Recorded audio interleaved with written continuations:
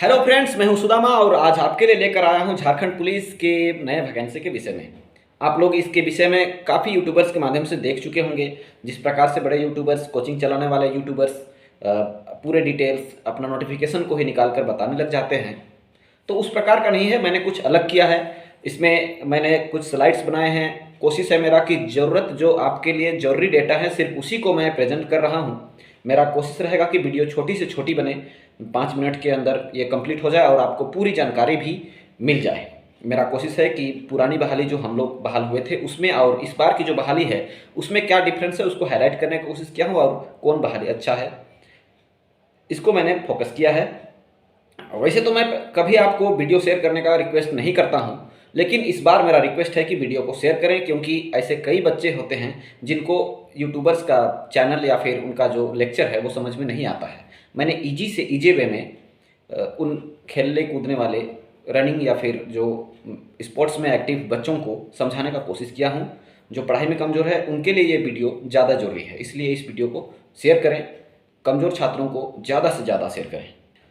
Share करने का मकसद मेरा यूट्यूब से अर्न करना नहीं है। सरकार हमें अच्छी पेमेंट देती है, जितना हम मेहनत नहीं करते उससे ज़्यादा पेमेंट देती है। इसलिए मेरा कोई मकसद नहीं कि मैं व्यूज़ बढ़ाऊं या सब्सक्राइबर बढ़ाऊं। मेरा सिर्फ और सिर्फ मकसद है कि समाज में जो कमज़ोर वर्ग हैं या फिर जो बच्चे हैं उनको मैं सहायता कर सकूँ। तो आगे देखें, स्लाइड्स के माध्यम से मैं समझाने का कोशिश कर रहा हूँ।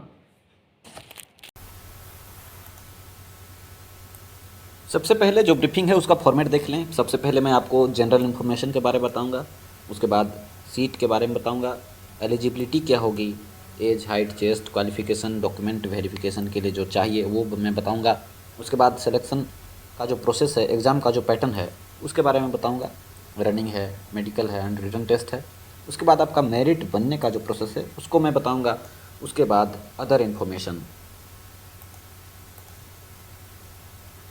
जनरल इन्फॉर्मेशन में आप देख सकते हैं सबसे पहले अप्लाइंग डेट जो है वो 15 जनवरी को शुरू होगी और 14 फरवरी को ख़त्म हो जाएगी। उसके बाद आप 2 दिन के लिए आपको अपने जो गलतियां हैं उसको सुधारने का मौका मिलेगा। इसका फ़ी के बारे में बात करें तो 100 रुपया जनरल कैंडिडेट्स के लिए है, वहीं ST SC के लिए 50 रुपये है। आप ड्यूटी एरिया, आप यदि पुलिस में बहाल होते हैं तो आपको कहाँ कहाँ ड्यूटी करना होगा इसके बारे में देखिए। तो आपको एक तो है कि आपको आर्म्ड ड्यूटी अर्थात सेट वगैरह और जो छापेमारी होगी, छोटी मोटी जो अभियान होता है उसमें आपको शामिल होना पड़ेगा। उसके बाद डिस्ट्रिक्ट एडम पुलिस अर्थात जिसमें आपको ऑफिस में जो कंप्यूटर ऑपरेटर का काम करना पड़ सकता है या फिर जो आपका मुंशी के रूप में काम करना पड़ सकता है, या फिर जो आप सहायक होते हैं, ऑफिसर्स के जो सहायक होते हैं, स्टिक हो गया या फिर और भी जो काम करते हैं उनके रूप में भी काम करने का मौका मिलेगा। आपको झारखंड जगवार में भी काम करने का मौका मिलेगा। जिनका फिजिकल फिटनेस और एज जिनका कम है, यंग हैं, उन्हें झारखंड जगवार में सेलेक्ट किया जाएगा। इसके लिए कुछ टेस्ट होते हैं और उसके बाद आप झारखंड जगवार में काम कर सकते हैं। यहाँ पे आपको अभियान ड्यूटी कराया जाता है। ठीक उसके बाद यहाँ पे 50% एक्स्ट्रा अलाउंस भी दिया जाता है। उसके बाद आपका JFTC जो झारखंड पुलिस ट्रेनिंग सेंटर है वहाँ पे भी आपको क्लर्क का ड्यूटी मिल सकता है। ट्रेनिंग क्लर्क्स जो होंगे वे कंप्यूटर ऑपरेटर ही होते हैं। कंप्यूटर ऑपरेटर या फिर जो मुंशी होते हैं उसी प्रकार का होता है। अब GRP भी है एक, जिसमें आप लोगों को रेलवे के साथ काम करना पड़ेगा, RPF के साथ काम करना पड़ेगा। अब उसके बाद JPA है जिसमें झारखंड पुलिस अकादमी, जहाँ DSP या इंस्पेक्टर या फिर जो झारखंड पुलिस के ऑफिसर होते हैं उनकी ट्रेनिंग कराई जाती है वहाँ। अब पेमेंट लेवल की बात करें तो ये लेवल 3 है। इसका बेसिक 21,700 से 69,100 के बीच है। आप अगर HRA DA सब मिला करके बात किया जाए तो 32,000 के करीब आपको फर्स्ट सैलरी मिलेगी। इसमें मैं बता दूं आपको इंक्रीमेंट भी हर वर्ष लगता है, जिसमें आपका 3 इंक्रीमेंट होते हैं। 2 बार DA का इंक्रीमेंट और एक आपका बेसिक इंक्रीमेंट होता है 1 साल में। अगर देखा जाए तो प्रत्येक वर्ष आपकी सैलरी में 2100 रुपये की बढ़ोतरी होगी। इसके अलावा आपका TA भी दिया जाता है। जैसे आपका मुख्यालय से बाहर पोस्टिंग होती है किसी थाना में या किसी पिकेट में, तो आपको 200 रुपये, 210 रुपये के करीब पर डे दिया जाता है। अब सीट डिटेल आप लोग स्टैटिक देख सकते हैं। हर जिला वाइज, हर वाहिनी वाइज आपका डिटेल दिया गया है। इसमें सबसे अधिक अगर जिला की बात करें तो ये गिरिडीह का है, 452 पोस्ट है। धनबाद में 337 है। वहीं आपका जो देवघर है उसमें 343 है। सरायकेला में 305 305 है। वैसे ही रेल धनबाद में आपका 244 है। और वैसे ही आपका रेल जमशेदपुर में भी आपका काफ़ी अच्छा इस बार का रेलवे में ज़्यादा सीट है और बैकलॉग वैकेंसी 1154 है। तो आप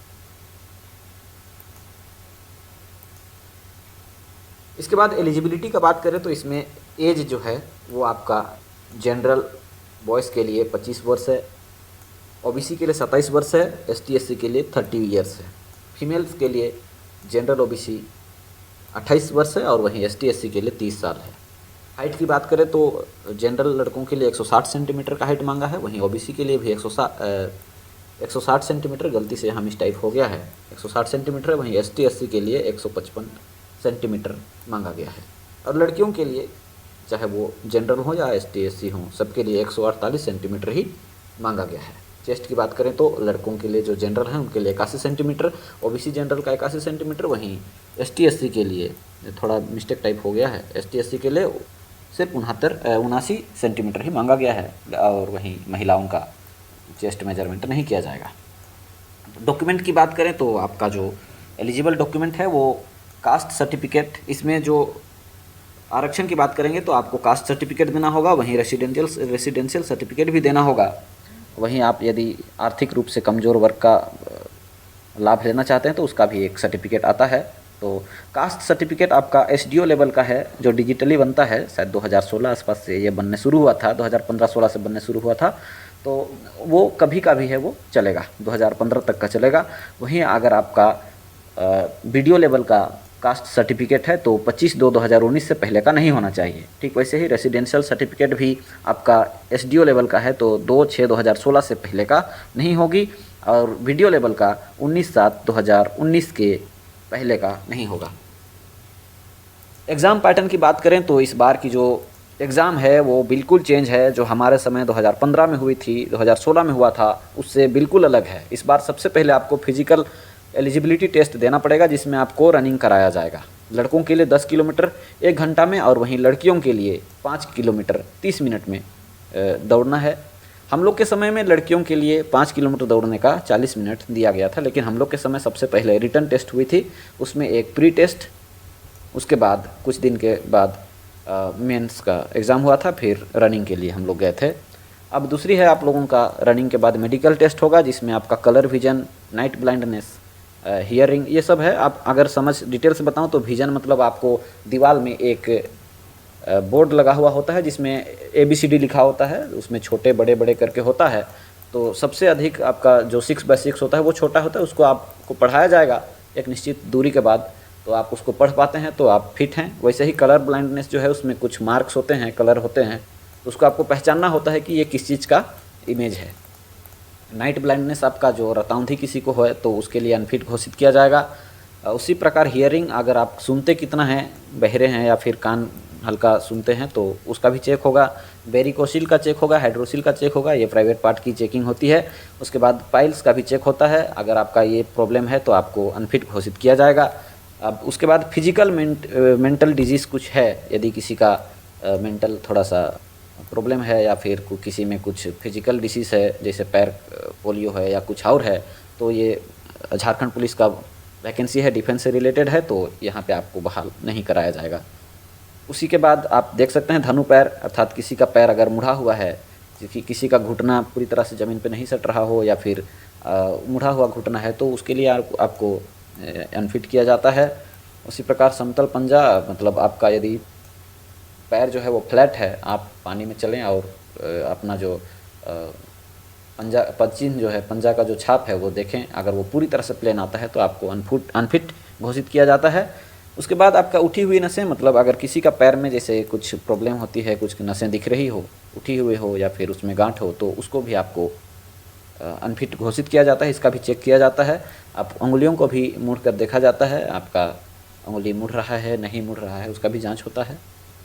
तो ये सब चेक टेस्ट के बाद आपको रिटर्न टेस्ट के लिए बुलाया जाएगा। अब इसमें देखने वाली बात यह है कि जो रनिंग करेंगे और जो जिनका मेडिकल फिटनेस सही रहेगा उसका 3 गुना अभ्यर्थी, यानी 100 सीट है तो 300 लोगों को रिटर्न टेस्ट के लिए एलिजिबल दिया जाएगा। अब रिटर्न टेस्ट का जो पैटर्न है वो 2 पेपर का है। पहला पेपर है जो कि रीजनल लैंग्वेज है, हिंदी, अंग्रेजी, नागपुरी, खोटा मुंडारी ये सब है।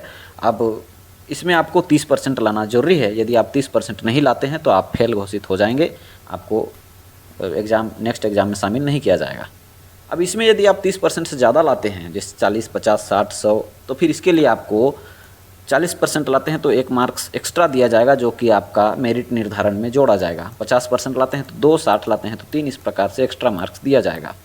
इसके बाद पेपर 2 है, उसमें आपका हिंदी का क्वेश्चन रहेगा 50 क्वेश्चन। उसका पर क्वेश्चन 3 अंक का है, जिसमें 150 मार्क होगा। हिंदी में अनुच्छेद, व्याकरण, फिर उसके बाद वाक्य शुद्धि है। इजी होता है, आप लोग पढ़ेंगे, बहुत हार्ड नहीं होगा। उसके बाद मैथ का 25 क्वेश्चन होगा, जिसमें 75 मार्क्स होंगे। मैथ का लेवल मैट्रिक लेवल का होगा। जो मैट्रिक का बुक्स है उसे आप कवर करेंगे तो आपका मैथ निकल जाएगा।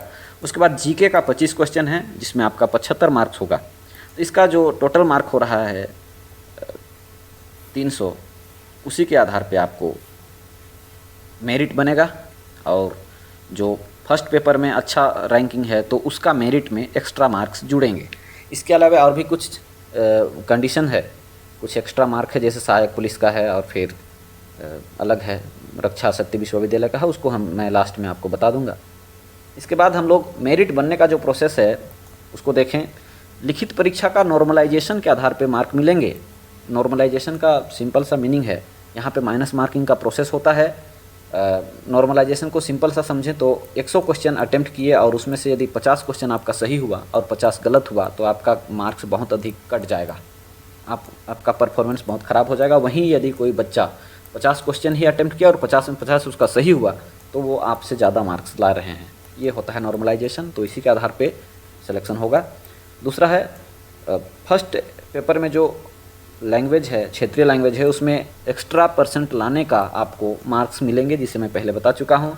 उसके बाद सहायक पुलिस जो 2017 में बहाल हुए हैं उनको हर साल सर्विस देने का, मतलब जो सहायक पुलिस में है उस यदि 2 साल तक सेवा दिया तो उसको 4 अंक एक्स्ट्रा मिलेंगे।